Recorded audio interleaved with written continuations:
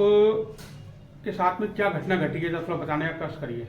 मेरे साथ ये हुआ है, मैं 3 साल से नितिन के साथ रिलेशनशिप में थी, जिसके पापा का नाम कैलाश है।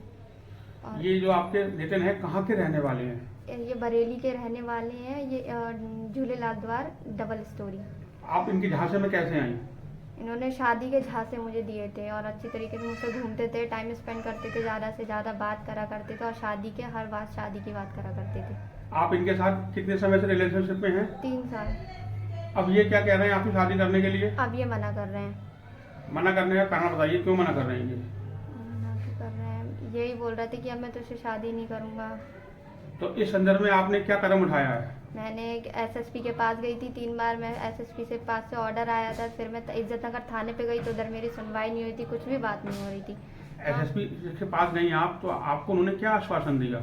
उन्होंने यही कहा था, क्या बोलते, केस आगे करने के लिए, बढ़ाने के लिए।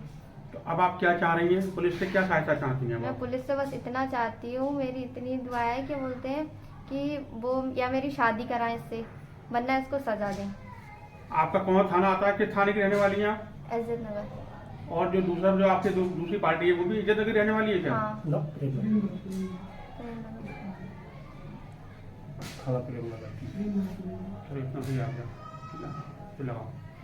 अरे आप क्या बोलना है?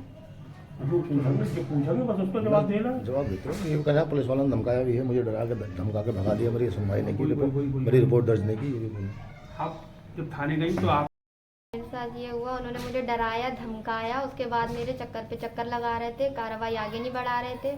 और क्या बोलते हैं, कार्रवाई आगे बढ़ाने के बाद नहीं बढ़ा रहे थे, तो फिर उसके बाद उन्होंने कार्रवाई आगे नहीं बढ़ाई, फिर डराया धमकाया, मुझे घर भेज दिया था। आगे नहीं सुनी थी उन्होंने मेरी कोई भी बात, और घर पे आते थे धमकी दिया करते। और नितिन ने मुझसे ये बोला था, अगर तूने कुछ भी करने की कोशिश करी तो मैं तुझे जान से मार दूंगा। ठीक है, चलिए।